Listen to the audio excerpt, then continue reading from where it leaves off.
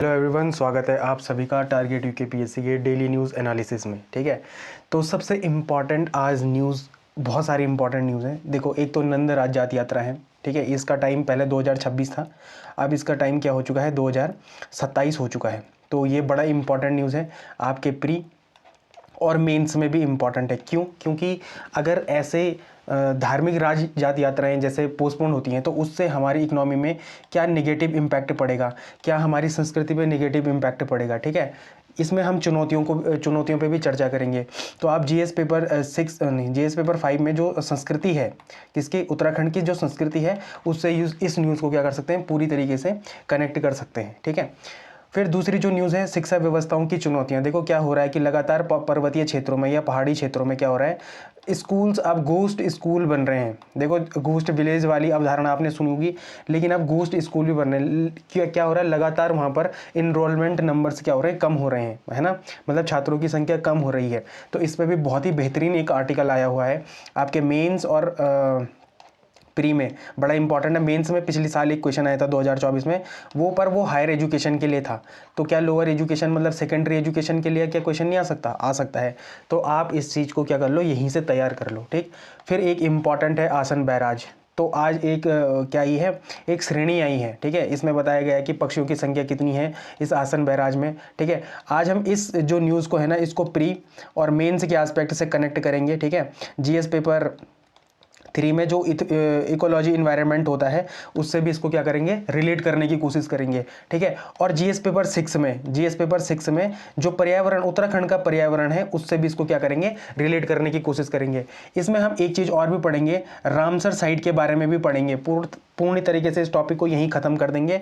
फिर Montreux record के बारे में भी पढ़ेंगे। ठीक, तो ये दो चीज़ें क्या हो चुकी हैं, इंपॉर्टेंट है। ठीक है, फिर पांचवा है, एक सम्मान मिला है नरेंद्र सिंह नेगी जी को, देवभूमि विभूति सम्मान मिला है। ठीक है, तो ये बड़ा इंपॉर्टेंट हो जाता है आपके प्री के लिए, सीधे सीधे क्वेश्चन आते हैं आपके प्री में।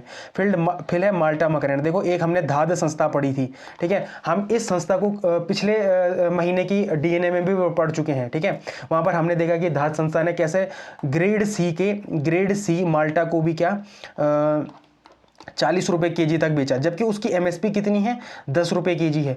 तो ये बड़ा इंपॉर्टेंट एक आपके पास एनजीओ आता है धाद, और इस एनजीओ का आप क्या करना, इस बार मेंस में जरूर इस्तेमाल करना। जब आप मेंस में ऐसे नए एनजीओ को डालेंगे, देखो मैं ये मान के चल रहा हूँ, बहुत सारों के दिमाग में ये धाद संस्था होगी। ठीक है, लेकिन कईयों ने वन लाइनर फैक्ट की जगह में इसको पक्का छोड़ दिया होगा कि एनजीओ, इस एनजीओ से क्या ही हमारे क्वेश्चन में बनेगा, लेकिन प्री में नहीं आएगा ये क्वेश्चन।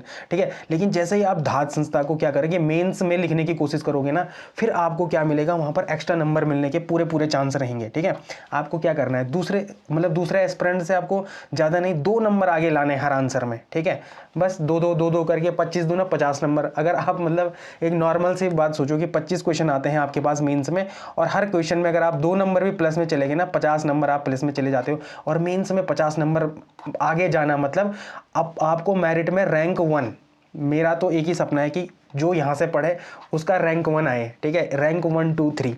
ठीक है, मतलब मैं इस माइंडसेट से आपके लिए क्या कर रहा हूँ, ये डीएनए बनाने की कोशिश कर रहा हूँ।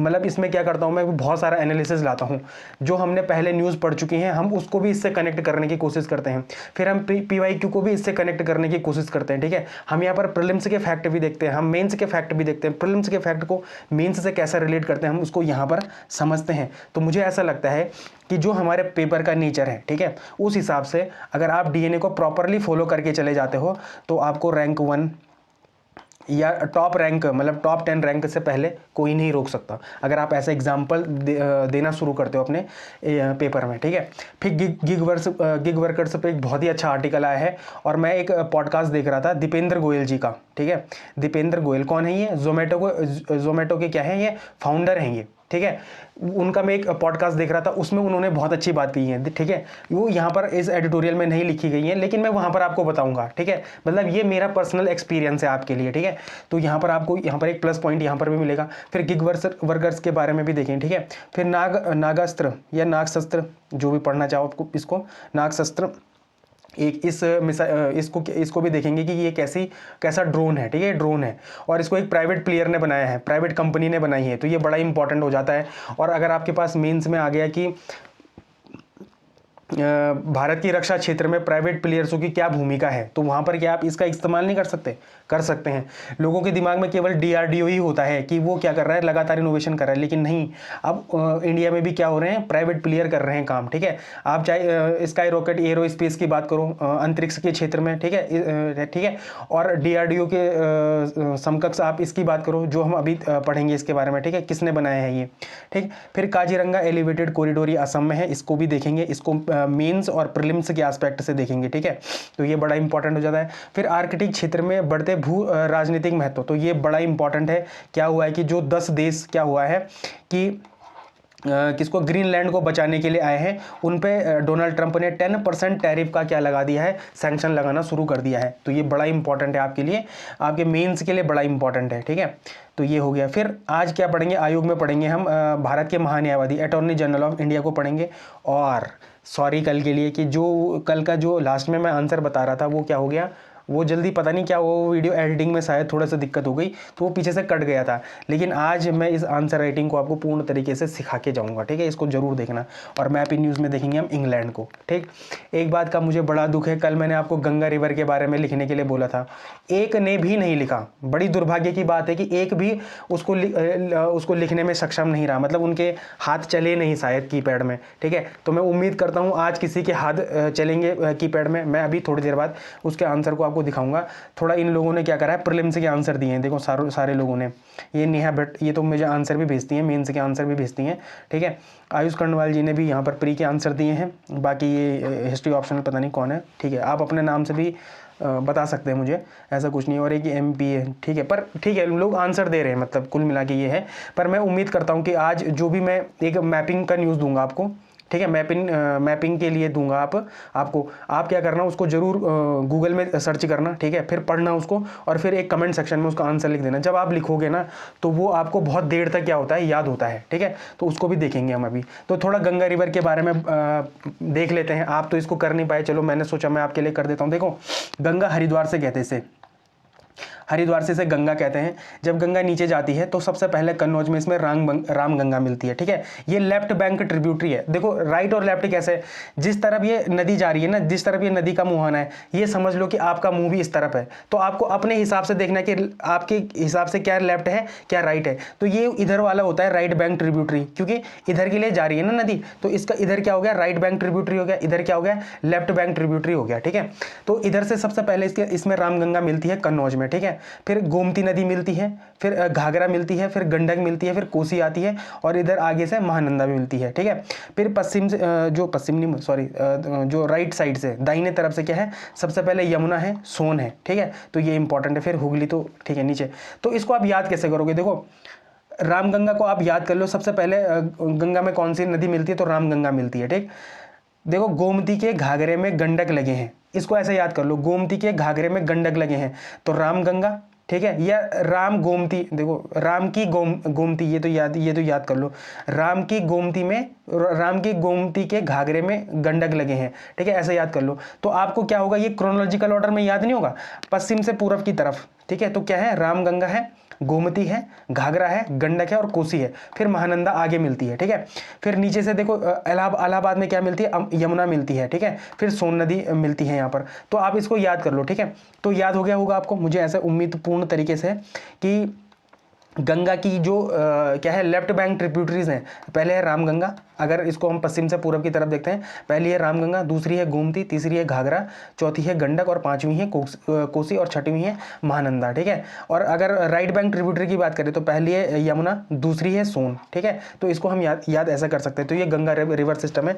अब आप आज के लिए आपके लिए क्या है, देखो गंगा तो हरिद्वार में है, इससे पहले ये क्या है, भागीरथी और अलकनंदा, ठीक है। तो आप आज मुझे 5 प्रयागों के बारे में, पंच प्रयाग, ठीक है, और इनमें कौन कौन सी नदियां मिलती हैं, इनमें मतलब इन 5 प्रयागों में कौन कौन सी नदियां मिलती हैं, ठीक है। हम उत्तराखंड की तैयारी कर रहे हैं तो हमारे लिए ये भी इंपॉर्टेंट हो जाता है, ठीक है, हमारे लिए ये भी इंपॉर्टेंट हो जाता है। तो आज आप क्या करोगे, ध्यान से सुन लो, आप क्या करोगे कि गंगा तो हरिद्वार में मिलती है, लेकिन उससे पहले जब वो भागीरथी, देवप्रयाग में भागीरथी और इनका संगम होता है ना दोनों का, ठीक है, ये आगे गंगा, देवप्रयाग के बाद ये गंगा बन जाती है, ठीक है।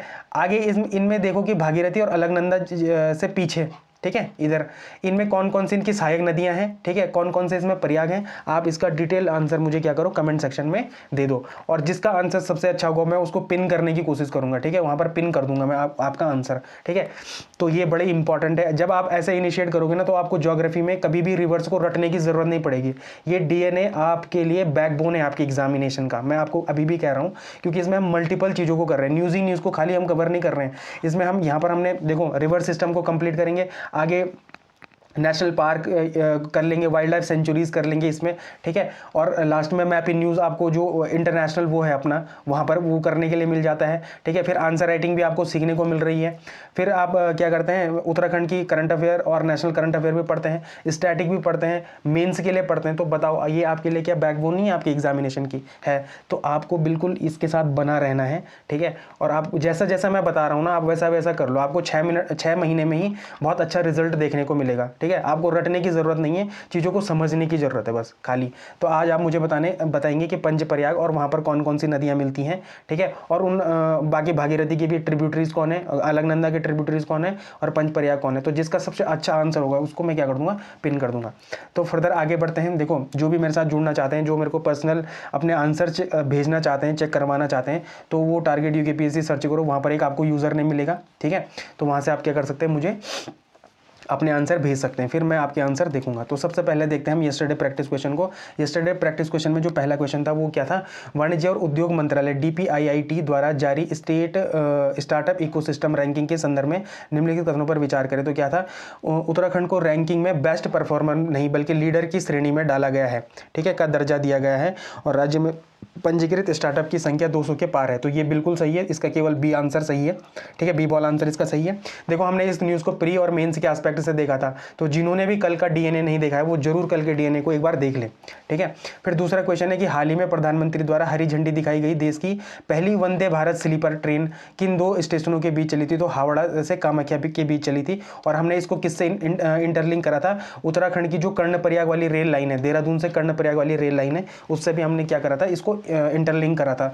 तो आपके लिए बड़ा इंपॉर्टेंट हो जाता है, आप इन सब चीज़ न्यूज़ों को कल के लेक्चर में देख सकते हैं, ठीक है। फिर हाल ही में देश विश्व आर्थिक मंच द्वारा जारी मुख्य आर्थिकी आउटलुक के अनुसार किस क्षेत्र को वैश्विक अर्थव्यवस्था के उज्जवल विकास केंद्र के रूप में चिन्हित किया गया है। तो वो क्या है, दक्षिणी एशिया है, क्योंकि यहाँ पर भारत है, और भारत की इन्होंने विकास दर कितनी बताई है, तो 8.2 के आसपास बताई है कि इतने जीडीपी बढ़ेगा, ठीक है। तो कल हमने इस रिपोर्ट को भी देखा था अच्छे से।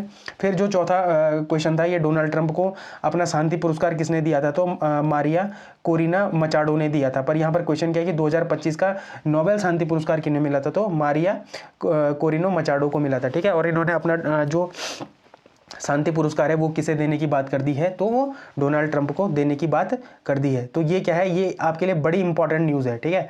तो आप क्या करो कि कल के वो डीएनए को भी देख लेना एक बार, उसमें बहुत अच्छे से समझाया अगर आपका मन करे तो ना, ठीक है। फिर ये एक आयोग का क्वेश्चन था कि भारतीय निर्वाचन आयोग के संदर्भ में निम्नलिखित कथनों पर विचार करें। मुख्य चुनाव आयुक्त सीईसी और अन्य चुनाव आयुक्तों के पास समान शक्तियां होती हैं और वे समान वेतन प्राप्त करते हैं। तो ये बिल्कुल सही है।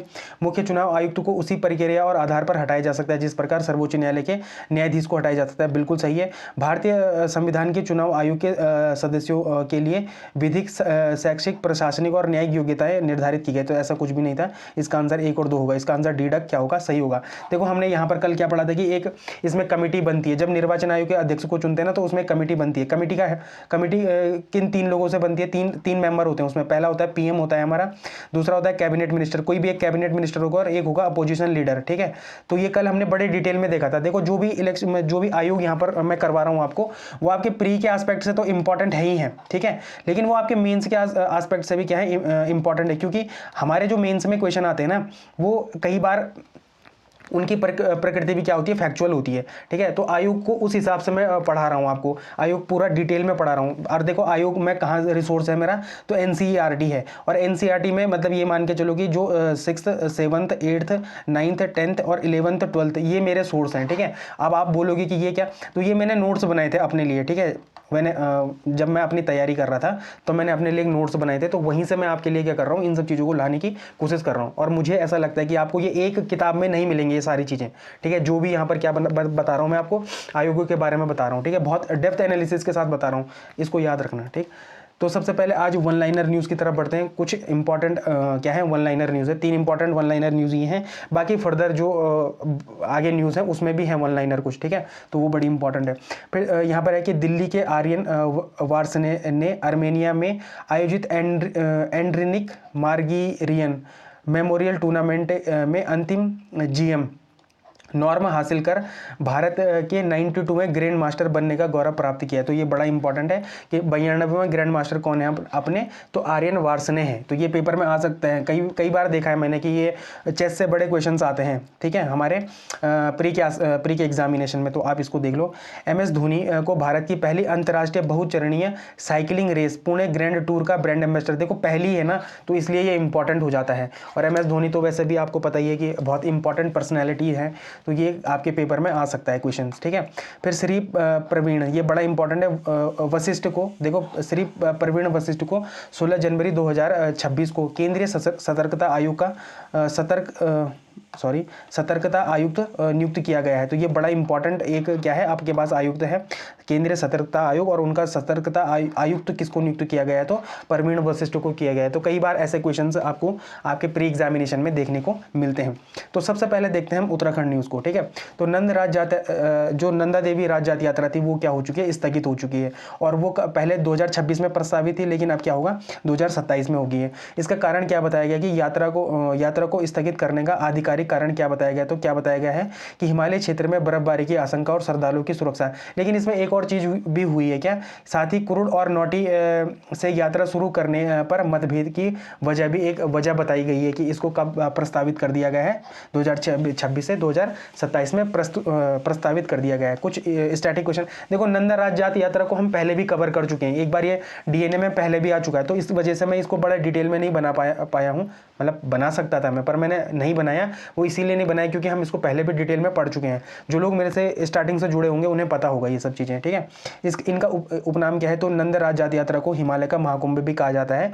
रूट इसका क्या है कि चमोली के नौटी गांव से ये शुरू होती है और यहाँ इनको मायके की संज्ञा दी गई है, ठीक है, और शुरू होकर होमकुंड के पास ससुराल तक जाती हैं। तो ये बड़े इंपॉर्टेंट, नोटिस से शुरू होकर होमकुंड तक जाती हैं, ठीक है। इसकी अवधि कितने दिन की होती है, तो 19 से 22 दिन की अवधि तक ये चलती है। धार्मिक महत्व क्या है, तो यह देवी नंदा को उनके मायके से ससुराल विदा करने का एक उत्सव है, ठीक है। इसमें चौसंगी खाड़ू जैसे एक टर्मिनोलॉजी भी आती है, मतलब ठीक है, वो आगे क्या करते हैं, यात्रा को लीड करते हैं, तो ये बड़ा इंपॉर्टेंट है। मीन्स में आपदा प्रबंधन और सुरक्षा, पहाड़ी क्षेत्रों में धार्मिक यात्राओं के दौरान सुरक्षा चुनौतियां जैसे केदारनाथ या राजजात को और प्रशासन की भूमिका, यात्रा का 2027 तक टलना सेफ्टी फर्स्ट अप्रोच का उदाहरण देता है। अगर आपको यहाँ पर एक क्या करना है, पॉजिटिव आंसर देना है, तो आप क्या कर सकते हैं, इसका कोड कर सकते हैं ऐसी चीज़ों का कि सेफ्टी फर्स्ट। देखो अब ये जो टर्मिनोलॉजी है ना, ये आपके मस्तिष्क में पहले से होंगी, ऐसा नहीं है कि ये कुछ नई तरीके से बताया जा रहा है, लेकिन इनका इंप्लीमेंट आप आंसर में कैसे करेंगे, वो आर्ट ऑफ आंसर राइटिंग है, ठीक है, वही क्या है, आर्ट ऑफ आंसर राइटिंग है। तो आपको यही सीखना है, ठीक है। और यही सिखाने के लिए कौन आपके सामने आया है, तो टारगेट यूकेपीएससी क्या कर रहा है, यही सिखाने के लिए आपके सामने आया है, तो ये बड़ा इंपॉर्टेंट है। फिर सांस्कृतिक संघर्ष, तो कुरुड़ और नौटी के बीच यात्रा शुरू करने के को लेकर भी क्या है, कॉन्फ्लिक्ट है, मतभेद है।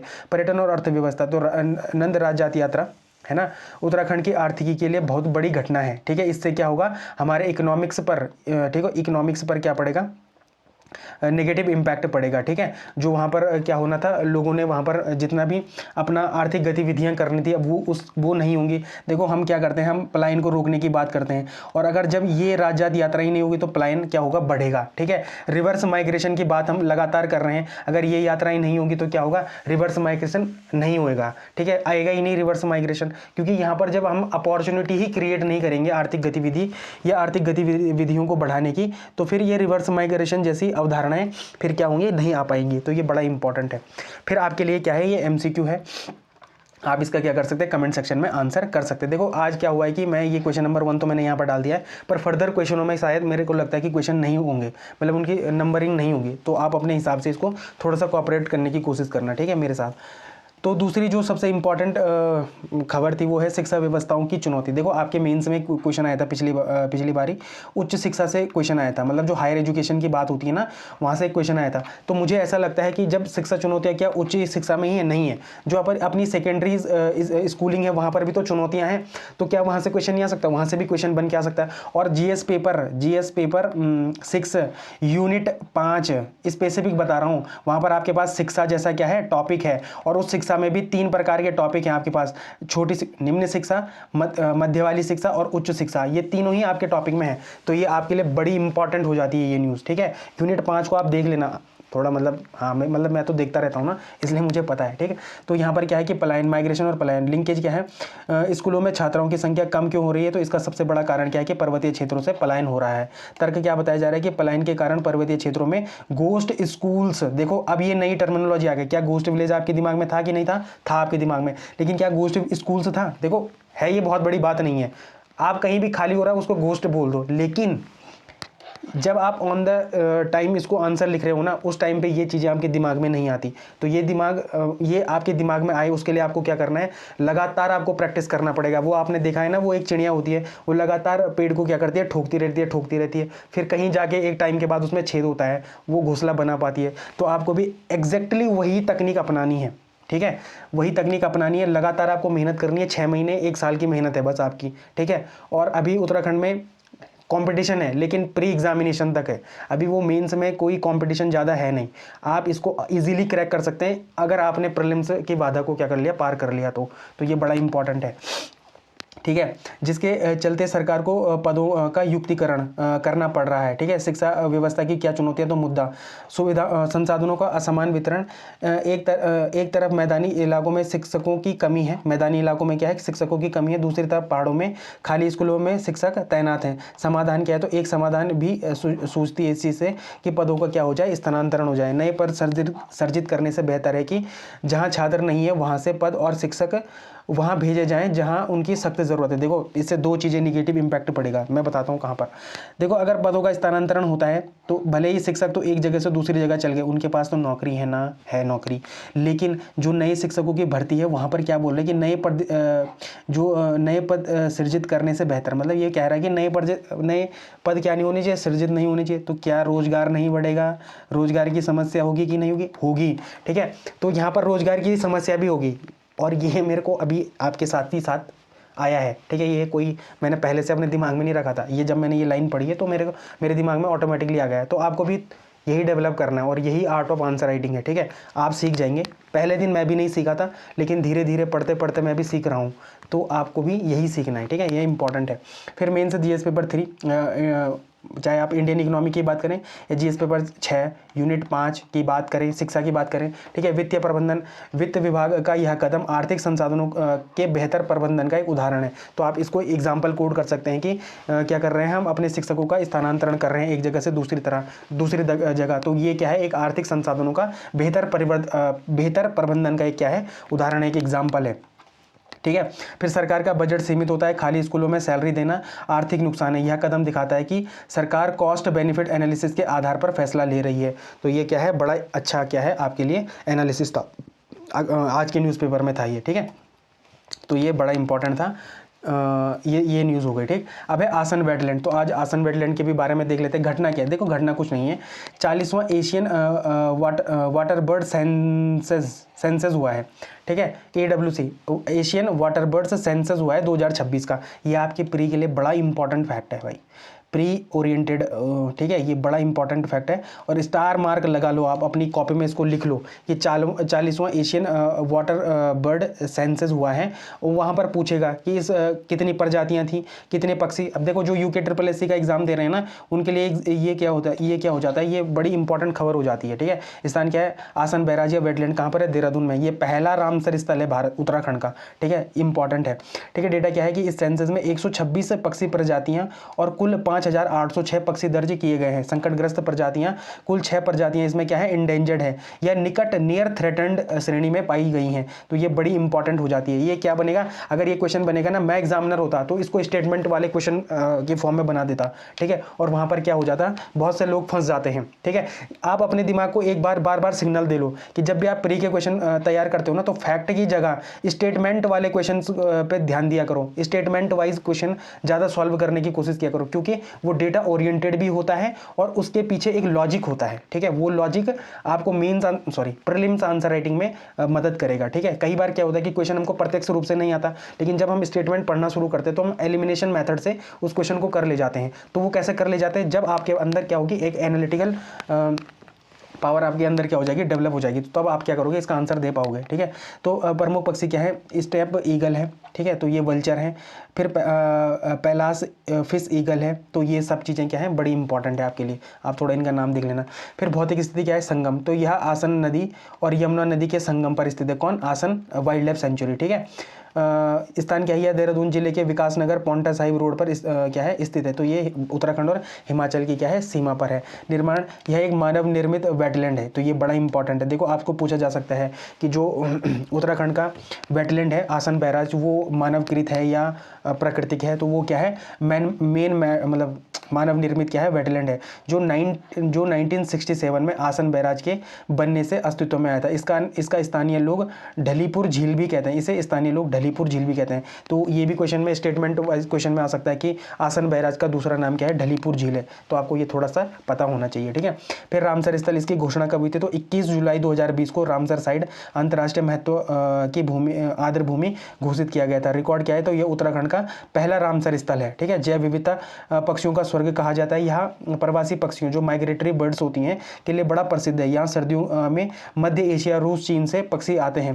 प्रमुख पक्षी क्या है, तो इसको आप एक बार, फिश ईगल हो गया, स्टेप ईगल हो गया, रेड क्रेस्टेड पोचार्ड हो गया। तो ये बड़े इंपॉर्टेंट नाम है, आप इनको एक बार क्या कर लो, देख लो, ठीक है। अब देखो रामसर कन्वेंशन के बारे में पढ़ देते हैं। इससे पहले मैं आपको एक कहानी बताना चाहूँगा। मुझे पता है अगस्त का महीना था और 2023वां साल था, ठीक है। मेरा पेपर था असिस्टेंट कमांडेंट का, CAPF का एग्ज़ाम था। कहाँ था, श्रीनगर में था, ठीक है। श्रीनगर में एग्ज़ाम था और मैं सुबह सुबह उठा था और मैं क्या कर रहा था, एक DNA पढ़ रहा था मैं, ठीक है। मैं UPSC की तैयारी कर रहा था। तो मुझे पता था कि मतलब मेरे टीचर बता रहे थे मुझे, ठीक है। मैं भी वहाँ पर डेली न्यूज़ एनालिसिस देखता था। तो उन्होंने उस दिन सुबह मुझे बताया था कि आर्द्र भूमि दिवस हम कब मनाते हैं, ठीक है। तो 2 फरवरी को क्या मनाते हैं हम, आर्द्र भूमि दिवस मनाते। और उस दिन मुझे पहली बार ये पता चला था कि आर्द्र भूमि डे हम कब मनाते हैं, 2 फरवरी को मनाते हैं, ठीक है। तो ये आपके पेपर में भी आ सकता है। जब UPSC में आ सकता है तो आपके पेपर में भी आने के चांसेस इसके क्या हैं, बहुत ही हाई हैं। तो मैं ये बताना चाह रहा था, ठीक है। अब आपको याद भी हो चुका होगा मेरे साथ साथ, ठीक है। रामसर कन्वेंशन क्या है, तो ये आर्द्र भूमियों के संरक्षण और उनके विवेकपूर्ण उपयोग, ठीक है, वाइज यूज़ के लिए एक अंतर्राष्ट्रीय संधि है। नामकरण, इसका नाम ईरान के शहर रामसर पर रखा गया, जहां इस संधि पर हस्ताक्षर हुए थे। उपनाम, आर्द्र भूमियों को पृथ्वी के गुर्दा या किडनीज ऑफ अर्थ भी कहा जाता है, क्योंकि यह पानी को छानकर साफ करती हैं। महत्वपूर्ण तिथियां क्या है, तो हस्ताक्षर कब हुए थे, 2 फरवरी 1971 ईरान में हुए थे, ठीक है। ये बड़ा इंपॉर्टेंट है। लागू कब से हुआ था रामसर कन्वेंशन, तो 1975 से हुआ था। भारत इसमें शामिल कब हुआ था, तो 1 फरवरी 1982 को इसमें क्या हुआ था, भारत शामिल हुआ था। और विश्व आर्द्र भूमि दिवस कब मनाते हैं, तो 2 फरवरी को मनाते हैं। अब देखो जो ये फैक्ट है ये बड़े इंपॉर्टेंट है, आप स्टार मार्क लगा कर क्या कर लो, इनको याद कर लो, आज ही इनको याद कर लो, ठीक है। हस्ताक्षर कब हुए थे, 2 फरवरी 1971 को। लागू कब हुआ था, 1975 को। भारत कब शामिल हुआ, तो 1 फरवरी 1982 को इसमें शामिल हुआ था। और आर्द्र भूमि दिवस कब मनाते हैं, तो 2 फरवरी को मनाते हैं। तो ये बड़ा इंपॉर्टेंट है। फिर भारत का रामसर, ठीक है, भारत और रामसर सॉरी, ठीक है। तो भारत में अभी रामसर में वर्तमान टाइम में कितने वो हैं, तो वर्तमान टाइम में अपने पास है 96 रामसर साइटें हो चुकी हैं। आज मैं ये वीडियो कब बना रहा हूँ, आज कितनी तारीख है, 19 तारीख, कितनी तारीख है, हाँ 19 तारीख है, आज 19 जनवरी है ना। तो आज 19 जनवरी तक कितना है, 96 वेटलैंड है, ठीक है। और जो अभी इसमें लेटेस्ट वेटलैंड हुए हैं, पहले है सिली सेहरा,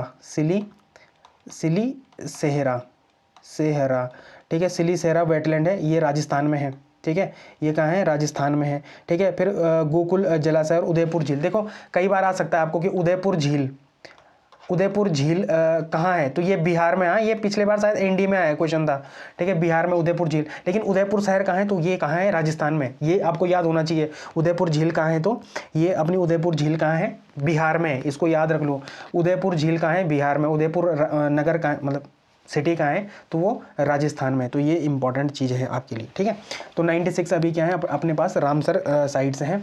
सबसे पहला रामसर स्थल क्या था, चिलिका झील थी उड़ीसा की, और केवलादेव राष्ट्रीय उद्यान था कहाँ का, राजस्थान का। सबसे बड़ा जो रामसर स्थल है वो है सुंदरवन डेल्टा, जो कि कहाँ है, पश्चिम बंगाल में है। सबसे छोटा जो स्थल है वो रेणुका वेटलैंड और हिमाचल प्रदेश में। आप अगर थोड़ा सा मैच वगैरह देखते हैं, क्रिकेट मैच देखते हैं, तो रेणुका सिंह भी कहाँ की है, हिमाचल प्रदेश की। तो ये आप इसको यहाँ से याद कर सकते हैं कि रेणुका वेटलैंड कहाँ है, हिमाचल प्रदेश में। सर्वाधिक स्थल वाला राज्य कौन है, वेटलैंड वाला, तो तमिलनाडु है, ठीक है। यहाँ पर क्या है, सबसे ज़्यादा रामसर स्थल है, ठीक। फिर मॉन्ट्रियक्स रिकॉर्ड, ये बड़ा इंपॉर्टेंट है। रामसर साइट को बचाने के लिए क्या है, एक मॉन्ट्रियक्स रिकॉर्ड है, ठीक है। यह रामसर कन्वेंशन के तहत एक ऐसा रजिस्टर है जिसमें उन वेटलैंड को रखा जाता है जहाँ मानवीय हस्तक्षेप के कारण खतरा पैदा हुआ है। भारत में ऐसे कुल कितने जगह हैं, तो 2 हैं। पहला है केवलादेव राष्ट्रीय उद्यान, जो राजस्थान का है, पहला भी यही था, और ये भी, और ये संकट की अवस्था में, ठीक है। फिर दूसरा है लोकतक झील, ठीक है, फ्लोटिंग नेशनल पार्क के लिए प्रसिद्ध है। पहले इसमें चिल्का झील भी थी, लेकिन अब उसमें सुधार करके उसको क्या कर दिया गया है, मॉन्ट्रियक्स रिकॉर्ड से क्या कर दिया है, बाहर कर दिया है। तो ये आपके लिए बड़ा स्टैटिक क्या था, एक पॉइंट था। ये आपके एग्जामिनेशन के लिए बड़ा इंपॉर्टेंट है, pre as well as mains के लिए भी। तो आप इसको क्या कर सकते हैं, आप अपने याद कर सकते हैं आप इसको, ठीक है, ठीक है। फिर ये आपके पास एमसीक्यू है, ये दूसरा एमसीक्यू है, हाँ दूसरा एमसीक्यू है। आप इसका क्या कर सकते हैं, कमेंट सेक्शन में आंसर कर सकते हैं।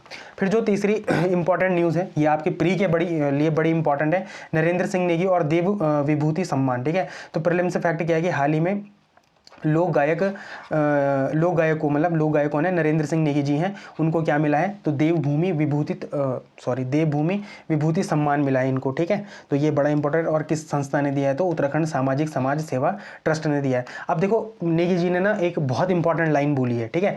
जब आपके पास कोई क्वेश्चन या निबंध आता है, किस विषय में, पलायन और संस्कृति पे, या युवा और परंपरा पे कोई निबंध आता है, कोई आंसर आता है, तो आप इनकी बात को कोड कर सकते हैं। और जब भी आप किसी व्यक्ति की बात को कोड करें ना, उसे हमेशा इन कोमास के अंदर क्या करें, बंद करें, ठीक है।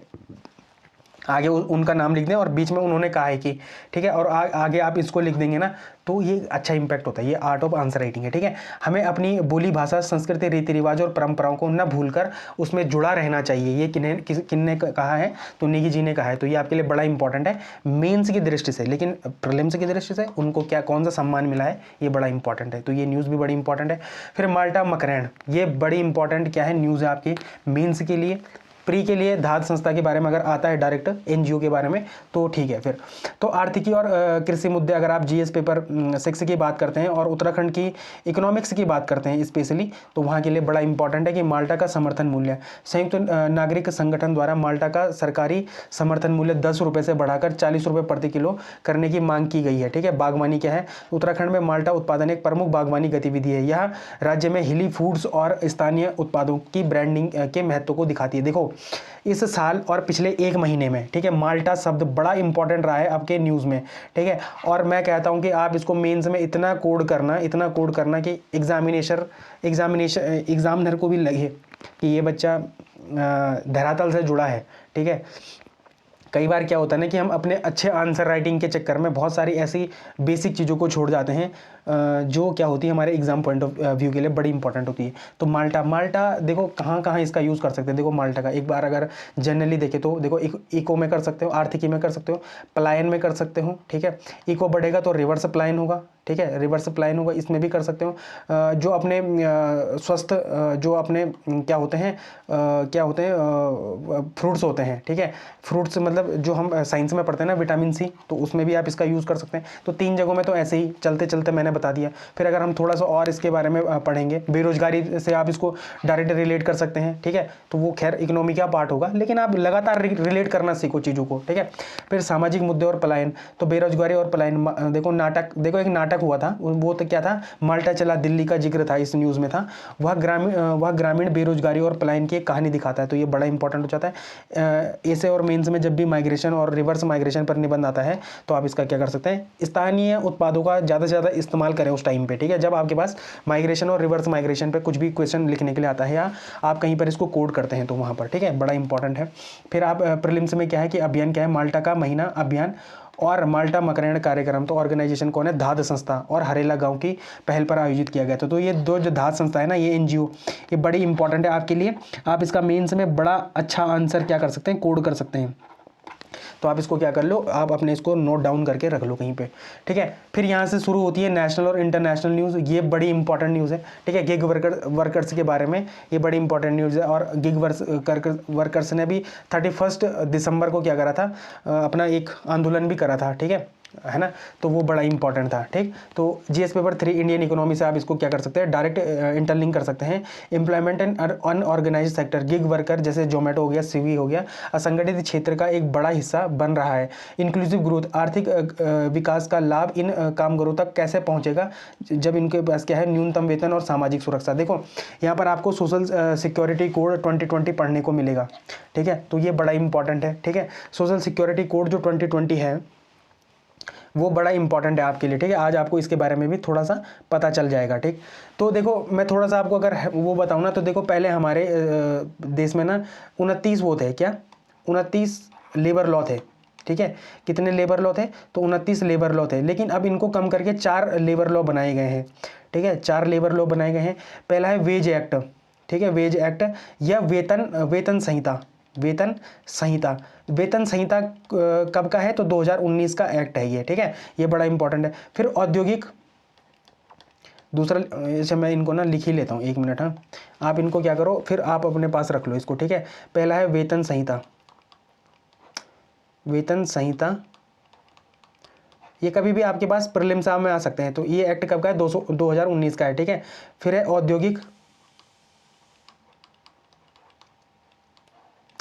औद्योगिक संबंध संहिता,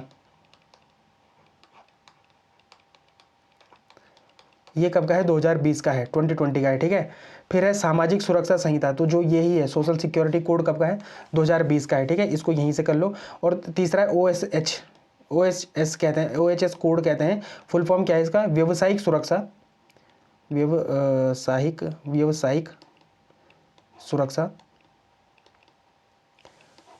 व्यावसायिक सुरक्षा और स्वास्थ्य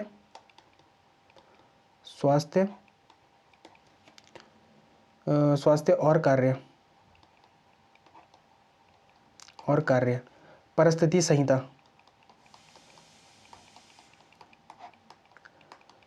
ये भी कब का है, तो 2020 का है ये, ठीक है। तो आप इनको याद कर लो। देखो वेतन संहिता कब की है, 2019 की। ये सीधे पूछा जा सकता है आपके, जैसे क्वेश्चंस आ ही जाते हैं। जैसे यूके SSC का मैं एक पेपर देख रहा था, पता नहीं कौन सा पेपर था, उसमें सीधे सीधे आया था कि वेतन संहिता एक्ट कब का है, 2019 का। औद्योगिक संबंध संहिता कब की है, 2020 की है। व्यावसायिक सुरक्षा व्यवस्था और कार्य परिस्थिति की संहिता कब की है, 2020 की है। सोशल सिक्योरिटी कोड कब का है, 2020 का है। तो कई बार क्या होता है कि ऐसे क्वेश्चन आपको सीधे देखने को मिलते हैं, ठीक है। तो ये बड़ा इंपॉर्टेंट है आपके लिए। मैंने ये लिख दिया है, स्क्रीनशॉट करके आपने रख लिया होगा, और नहीं रखा है तो थोड़ा पीछे करके एक स्क्रीनशॉट अपने पास रख लो इन सब चीज़ों का ना।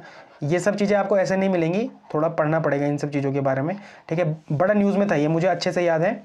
30 नवंबर की न्यूज़ थी ये, कि जब भारत में 4 नए लेबर कोड आए थे, ठीक है। तो ये बड़ा इंपॉर्टेंट है।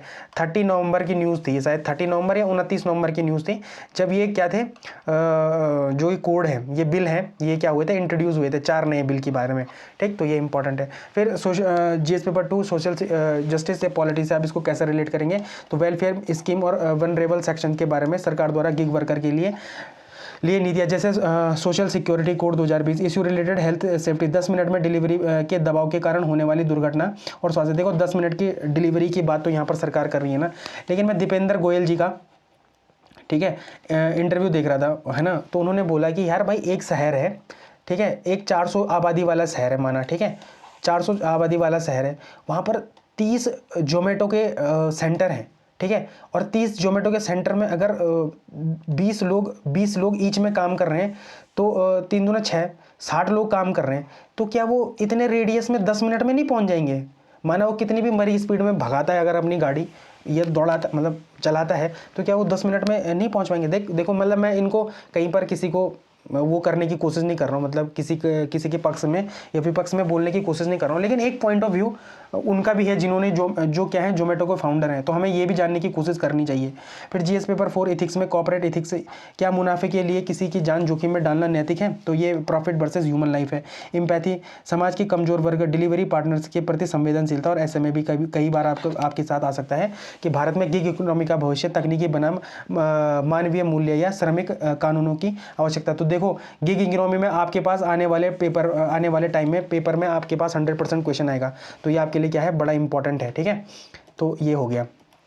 फिर है आर्टिकल के कुछ मुख्य पॉइंट्स भी थे, जैसे पक्ष में तर्क क्या है, सुरक्षा पहले 10 मिनट की समय सीमा हटाने से सड़क दुर्घटनाओं में कमी आएगी। मानवीय दृष्टिकोण, डिलीवरी पार्टनर्स पर मानसिक दबाव कम होना, इसे अंधी दौड़ पर रोका जा सकता है या रोक कहा गया है। ठीक है, फिर सोशल सिक्योरिटी 2020 क्या है, यह गिग वर्कर्स के लिए कानूनी पहचान देता है। कौन? सोशल सिक्योरिटी कोड 2020 क्या करता है, गिग वर्कर्स को कानूनी पहचान देता है। तो ये बड़ी इंपॉर्टेंट है। फिर चुनौतियां क्या है कि आय की अनिश्चितता, केवल समय सीमा घटाने से समस्या हल नहीं होगी, बल्कि मिनिमम वेज की गारंटी अभी भी नहीं है। एल्गोरिदम का दबाव, तो कंपनी द्वारा भी इंसेंटिव के नाम पर अप्रत्यक्ष रूप से तेजी से काम करने का दबाव बना सकती है ये। ठीक है, फिर अंतर्राष्ट्रीय मानदंड, तो जो हमारा आईएलओ है, 1 मई को हम क्या मनाते हैं, श्रमिक दिवस मनाते हैं। और आईएलओ की स्थापना कब हुई थी? 1919 में हुई थी। ठीक है, तो ये बड़ा इंपॉर्टेंट है कि मानकों का पालन होना चाहिए। तो मतलब अंतर्राष्ट्रीय श्रम संगठन का क्या होना चाहिए, पालन होना चाहिए। फिर उत्तराखंड के संदर्भ में भी है कि जैसे शहरीकरण, देहरादून, हरिद्वार, हल्द्वानी जैसे शहरों में क्विक कॉमर्स, देखो अब जैसे ये शब्द आ गया क्विक कॉमर्स, और क्विक कॉमर्स में क्या है, ब्लिंकिट और जोमेटो है। ठीक है, तो क्विक कॉमर्स शब्द आप अपने डिक्शनरी में ऐड कर लो। ठीक है, ये आपके पेपर के लिए बड़ा इंपॉर्टेंट है। ठीक, फिर पहाड़ी क्षेत्र की चुनौतियां, पहाड़ी रास्तों पर वैसे ही ड्राइविंग जोखिम भरी होती है। ऐसे में समय का दबाव उत्तराखंड के गिग वर्कर्स के लिए घातक साबित हो सकता है। तो ये बड़ा इंपॉर्टेंट है। देखो एक न्यूज़ हमने अभी कुछ दिन पहले पढ़ी थी कि उत्तराखंड ई कॉमर्स, मतलब ये खाना डिलीवरी फूड करने में क्या है, बहुत सारी जगहों से आगे है। ठीक है, दिल्ली से भी आगे था, बल्कि हमने ये न्यूज़ में भी पढ़ा था। तो ये बड़ी इंपॉर्टेंट है। देखो प्रीवियस न्यूज़ को आज की न्यूज़ से कैसे कनेक्ट करना है, ये भी हम सीख रहे हैं लगातार। फिर आपके लिए क्या है, एक मेंस का क्वेश्चन है। आज आप इस मेंस के क्वेश्चन को जरूर करना और 150 शब्दों में करना। भाई ज़्यादा शब्द नहीं यार, लोग पता नहीं 200 से ज़्यादा शब्द लिख दे रहे हैं। कई लोग तो 250 भी ले जा रहे हैं, कई 300 भी ले जा रहे हैं, पर कोशिश करो 150 में लिखने की। अब तो 2-3 दिन हो गए हैं, थोड़ा सा कंटेंट को ठोस करो और कम करो। ठीक है, तो ये इंपॉर्टेंट है, ये आर्ट ऑफ आंसर राइटिंग है। फिर नागशस्त्र 1। ठीक है, नागशस्त्र 1 क्या है, यह भारत की पहला स्वदेशी आत्मघाती ड्रोन या सुसाइड ड्रोन है। निर्माता कौन है? सोलर इंडस्ट्रीज है, नागपुर मतलब निजी कंपनी है, इन्होंने बनाया। तो सोलर इंडस्ट्री नागपुर ने क्या बनाया है, नागास्त्र 1 बनाया है। ठीक है, ये बड़ा इंपॉर्टेंट है। विशेषता क्या है, एक मैन पोर्टेबल सैनिक इसे हाथ में ले जा सकता है और सटीक हमला करने में सक्षम है। पिनाका रॉकेट, आर्मेनिया को पिनाका रॉकेट निर्यात करने का जिक्र भी था इस एडिटोरियल में। यह अंतर्राष्ट्रीय संबंधों को रक्षा निर्यात के लिए महत्वपूर्ण। देखो आर्मेनिया और अजरबैजान की लगातार क्या होती है, कॉन्फ्लिक्ट हो रही है। आर्मेनिया किसके इन्फ्लुएंस में काम करता है, इंडिया के इन्फ्लुएंस में काम करता है। अजरबैजान पाकिस्तान और तुर्की के इन्फ्लुएंस में काम करता है। तो ये बड़ा इंपॉर्टेंट है। पिनाका रॉकेट को हम पिछले 1 महीने से न्यूज़ में पढ़ रहे हैं। पहले इसकी रेंज कितनी थी, 40 किलोमीटर थी, लेकिन अब कितनी हो चुकी है, 140 किलोमीटर नहीं, 120 किलोमीटर से ज़्यादा हो चुकी है। ठीक, तो ये इंपॉर्टेंट है। फिर ऑपरेशन सिंदूर में भी इस नागास्त्र का यूज़ किया था, ये बड़ा इंपॉर्टेंट है। मेंस के लिए अगर थोड़ा आप एनालिसिस करें, जीएस पेपर किसमें 2 में इंटरनेशनल रिलेशन में इसको अगर थोड़ा सा देखें तो क्या है, रक्षा में आत्मनिर्भरता, सेल्फ रिलायंस एंड डिफेंस। जब भी रक्षा क्षेत्र में आत्मनिर्भरता पर क्वेश्चन आता है तो आप नागास्त्र का उदाहरण दे सकते हैं कि कैसे प्राइवेट सेक्टर भी आप क्या कर रहे हैं, अत्याधुनिक हथियार बना रहे हैं। तो ये बड़ा इंपॉर्टेंट आ जाता है। फिर डेटा फॉर आंसर क्या है, रक्षा मंत्री का बयान है कि रक्षा उत्पाद 2014 में क्या करा था, 46,428 करोड़ था। ठीक है, लेकिन अब बढ़कर कितना हो गया, 1.5 लाख करोड़ से अधिक हो गया। तो ये बड़ा इंपॉर्टेंट है। आप देख लो, आप आत्मनिर्भर भारत की ही एक देन है ये। ठीक, तो ये इंपॉर्टेंट हो जाता है। फिर युद्ध की बदलती प्रकृति क्या है, युद्ध की प्रकृति तेजी से बदल रही है। कैसे भविष्य में युद्ध ड्रोन्स और एआई पर आधारित होंगे, ना कि केवल बड़ी सेनाओं पर। तो ये बड़ा इंपॉर्टेंट है। देखो युद्ध की प्रकृति चेंज हो रही है, तो हमको अपने भी डिफेंस इक्विपमेंट को क्या करना पड़ेगा, चेंज करना पड़ेगा। तो ये बड़ा इंपॉर्टेंट। फिर रक्षा निर्यात की बात करें तो भारत अब हथियारों का आयातक नहीं बल्कि क्या बन चुका है, निर्यातक बन चुका है। जैसे पिनाका को हम आर्मेनिया को दिया, ठीक है, ब्रह्मोस को हमने फिलीपींस को दिया, है ना। तो हम लगातार अपने क्या कर रहे हैं डिफेंस क्या कर रहे हैं, एक्सपोर्ट भी बढ़ा रहे हैं। तो ये बड़ा इंपॉर्टेंट है, ये आपके लिए एमसीक्यू है। अब ये मुझे नहीं पता कि कौन सा क्वेश्चन है, लगभग शायद क्वेश्चन नंबर 3 है, शायद ये 4 है, देख लेना आप अपने हिसाब से। आप इसका क्या करना, कमेंट सेक्शन में आंसर देना। देखो इसका निर्माण डीआरडीओ ने किया है, तो ये आप बता सकते हैं कि किसने किया है, ठीक है। फिर काजीरंगा एलिवेटेड कॉरिडोर, तो ये बड़ा इंपॉर्टेंट है। परियोजना का नाम क्या है, काजीरंगा एलिवेटेड कॉरिडोर। स्थान क्या है, यह असम में कालियाबोर से नुमानीगढ़ तक बनेगा। तो ये भी कई बार आ जाते हैं क्वेश्चन की, जो काजीरंगा एलिवेटेड कॉरिडोर है वो कहाँ से कहाँ तक बनेगा। तो पहले तो कहाँ बनेगा, देखो असम में बनेगा, पहले क्वेश्चन तो यही आ सकता है। फिर दूसरा ये आ सकता है कि कहाँ से कहाँ तक तो बनेगा, तो यही बनेगा कालियाबोर से नुमानीगढ़ तक बनेगा, ठीक है। इसकी लंबाई और लागत कितनी होगी, तो लगभग 90 किलोमीटर लंबा बनेगा। 35 kilometre elevated wild life corridor है, जिसकी लागत कितनी है, 6,957 करोड़ रुपए है। उद्देश्य क्या है, तो काजीरंगा राष्ट्रीय उद्यान यूनेस्को वर्ल्ड हेरिटेज साइट में वन्य जीवों विशेषकर एक सींग वाले गेंडे की सुरक्षा और बाढ़ के दौरान उनके सुरक्षित आवागमन को सुनिश्चित करना। तो कनेक्टिविटी क्या है, यह ऊपरी असम और अरुणाचल प्रदेश के बीच में कनेक्टिविटी क्या करेगा, सुधारेगा। तो ये भी बड़ा इंपॉर्टेंट है। मीन्स में आप इसको कैसे कोड कर सकते हो, तो GS paper 3 environmental ecology, disaster management और ऐसे में आप इसको केस स्टडी के तरीके से क्या कर सकते हैं, कोड कर सकते हैं, ठीक है। इसमें पहला है human animal conflict, man animal conflict के बारे में। तो ये प्रोजेक्ट बताता है कि कैसे विकास, मतलब जैसे सड़क बन रही है, और पर्यावरण वन्य जीव सुरक्षा के बीच संतुलन बनाया जा सकता है। ये आप इसमें अपने उत्तर में क्या कर सकते हैं, सस्टेनेबल इंफ्रास्ट्रक्चर के उदाहरण के रूप में भी इस चीज़ को बता सकते हैं कि कैसे हमने क्या बनाया है, ये एलिवेटेड जो काजीरंगा एलिवेटेड कॉरिडोर है उसका बता सकते हैं कि कैसे ये एक सस्टेनेबल इंफ्रास्ट्रक्चर है। और सस्टेनेबल कैसे, तो हम विकास भी कर रहे हैं, पर्यावरण सुरक्षा को भी हास नहीं कर रहे हैं, ठीक है, ये इंपॉर्टेंट है। फिर आपदा प्रबंधन, बाढ़ के समय जानवरों को हाईवे पार करना पड़ता है जिससे वे मारे जाते हैं। एलिवेटेड कॉरिडोर इसका एक तकनीकी क्या है, समाधान है। तो ये बड़ा इंपॉर्टेंट है। जब 2021 का पीसीएस का प्रीलिम्स हुआ था, उसमें मैं एक क्वेश्चन देख रहा था, इससे रिलेटेड एक क्वेश्चन आया हुआ था, ठीक है। तो आप इन सब चीज़ों पे ध्यान रखो। प्री का क्वेश्चन आया था, वो बड़ा अच्छा क्वेश्चन था। उत्तराखंड के संदर्भ में आप इसको कैसे जोड़ेंगे, तो तुलनात्मक अध्ययन क्या है, जैसे असम में काजीरंगा के लिए एलिवेटेड कॉरिडोर बनाए गए हैं, वैसे उत्तराखंड में राजाजी नेशनल पार्क के पास से गुजरने वाला दिल्ली देहरादून एक्सप्रेसवे में भी एशिया का सबसे लंबा 12 kilometre elevated wild life corridor बनाया गया है। तो ये बड़ा इंपॉर्टेंट है। समान समस्या, उत्तराखंड में भी हाथी और गुलदार अक्सर सड़कों पर आ जाते हैं। काजीरंगा मॉडल को उत्तराखंड के अन्य संवेदनशील जैसे जिम कॉर्बेट नेशनल की पार्क हैं उनके आसपास भी क्या करना चाहिए, उनको अपनाना चाहिए। तो ये इंपॉर्टेंट है। फिर ये आपके लिए क्या है, एमसीक्यू है, आप इसका क्या कर सकते हैं, आंसर कर सकते हैं। बड़ा अच्छा क्वेश्चन है ये, ठीक है। और ऐसे ही क्वेश्चनों की प्रैक्टिस करो लगातार, ठीक है। जैसे ये क्वेश्चन है, इसमें क्या होता है कि जैसे ये क्वेश्चन है ना, इसमें आप पूरा जब आप इसके स्टेटमेंट पढ़ेंगे ना, आपको पूरा रिकॉल होता रहेगा, ठीक है। तो इस वजह से मैं स्टेटमेंट वाले क्वेश्चन पे ज़्यादा बिलीव करता हूँ, भरोसा करता हूँ। तो ये बड़ा इंपॉर्टेंट है। फिर आर्कटिक क्षेत्र में बढ़ते भूमंडलीकरण का महत्व क्या हुआ है कि ग्रीनलैंड को बचाने के लिए 10 देश आए, 10 देशों पे 8 देश आए कि 10 देश, हाँ 8 देश आए, सॉरी 8 यूरोपीय देश आए, और इन पे क्या लग गया, 10% टैरिफ लग गया।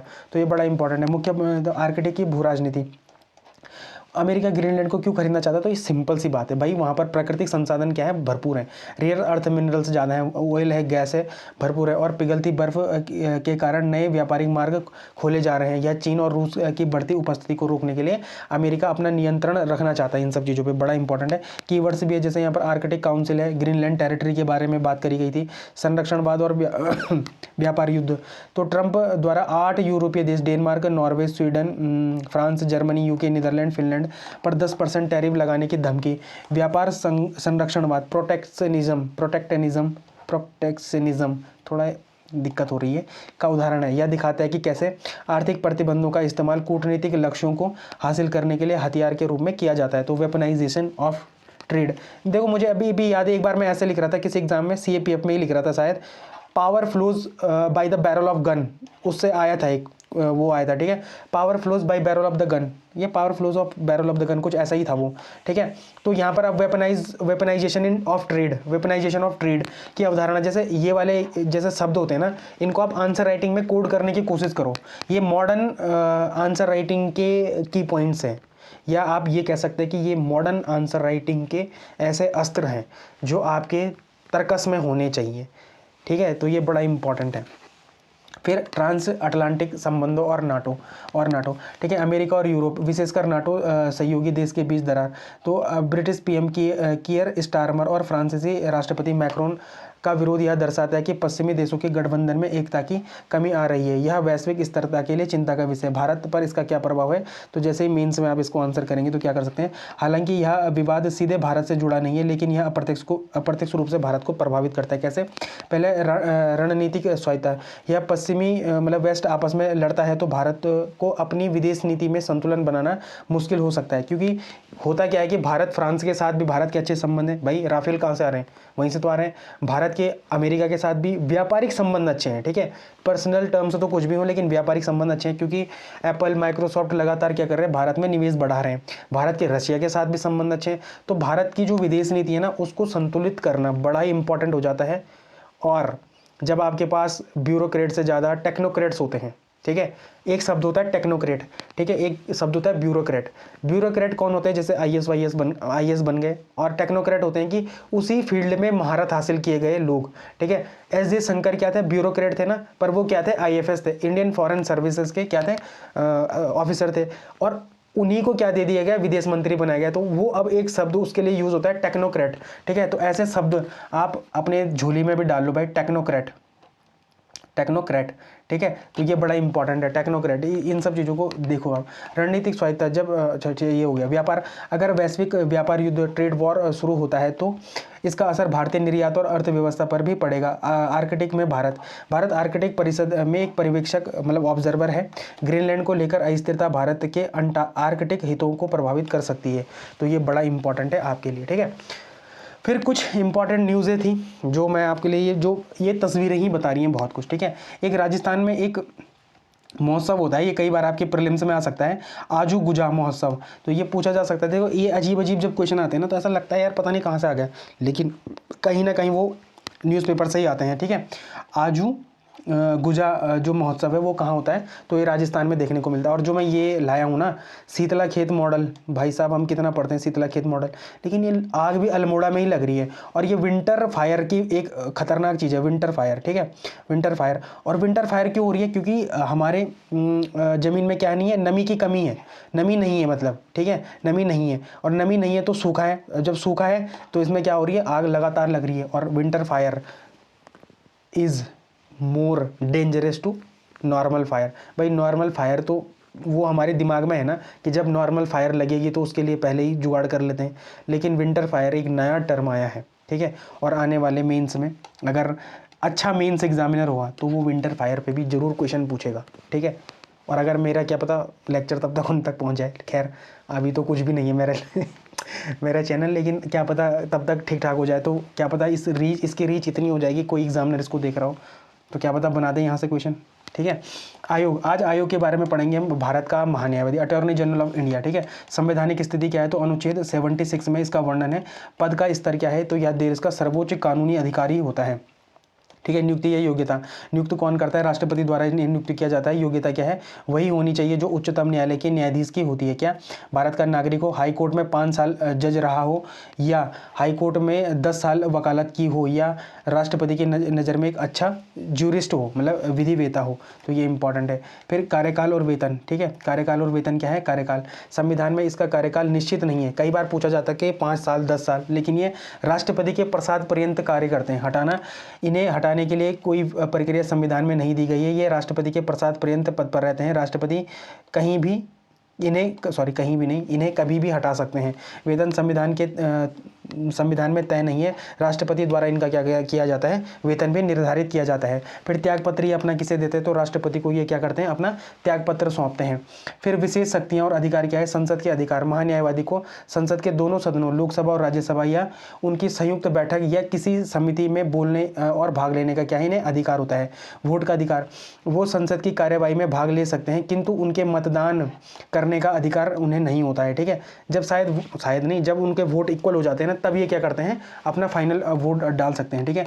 कोर्ट में अधिकार, इन्हें भारत के सभी न्यायालयों में सुनवाई का अधिकार है। राइट टू ऑडियंस, सुनवाई का अधिकार है, ठीक है, हाँ प्राप्त है। प्रमुख कार्य क्या है? भारत सरकार को कानूनी मामलों पर सलाह देता है, जो राष्ट्रपति को सौंपे, ठीक है। सुप्रीम कोर्ट या हाई कोर्ट में भारत सरकार के से जुड़े मामलों में सरकार का पक्ष कौन रखता है? तो यही रखते हैं। आर्टिकल 143 के तहत जब राष्ट्रपति सुप्रीम कोर्ट से सलाह मांगते हैं तो महान्यायवादी ही सरकार का प्रतिनिधित्व करते हैं। तो ये कौन सा आर्टिकल के तहत है? अनुच्छेद 143 के तहत है। ठीक है, ये आपके लिए बहुत ही अच्छा क्वेश्चन है। जैसे ही आप ये क्वेश्चन पढ़ेंगे ना, आपको पुराना सारा रिकॉल हो जाएगा। ठीक है, तो ये आपके लिए क्वेश्चन है। आप इसका क्या कर सकते हैं? MCQ, ये आप इसका क्या कर सकते हैं? आंसर कमेंट सेक्शन में दे सकते हैं।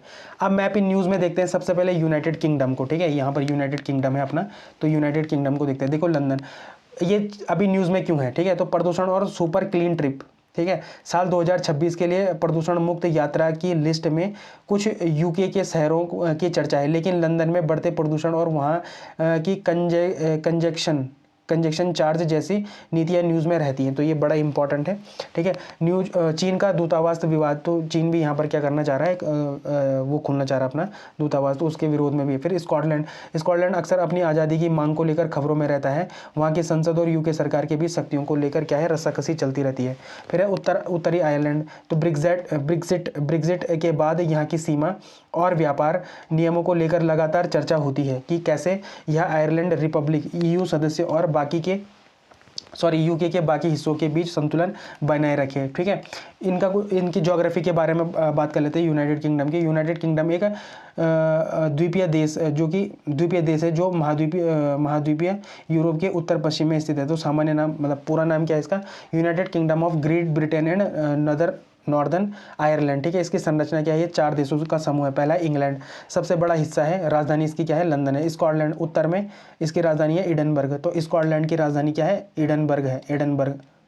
ये है एडनबर्ग। ठीक है, तो ये इंपॉर्टेंट है। फिर जो इंग्लैंड की राजधानी है लंदन। ठीक है, स्कॉटलैंड की राजधानी है एडनबर्ग। ठीक है, फिर है वेल्स की राजधानी क्या है?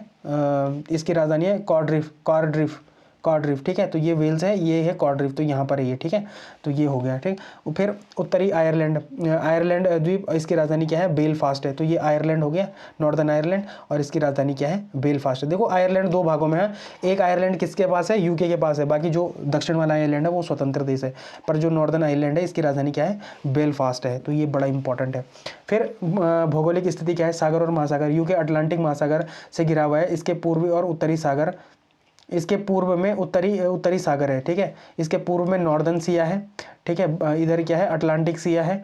और नीचे ये फ्रांस को किस उससे चेंज करता है? तो ये मतलब चेंज नहीं, अलग करता है, तो इंग्लिश चैनल से अलग करता है।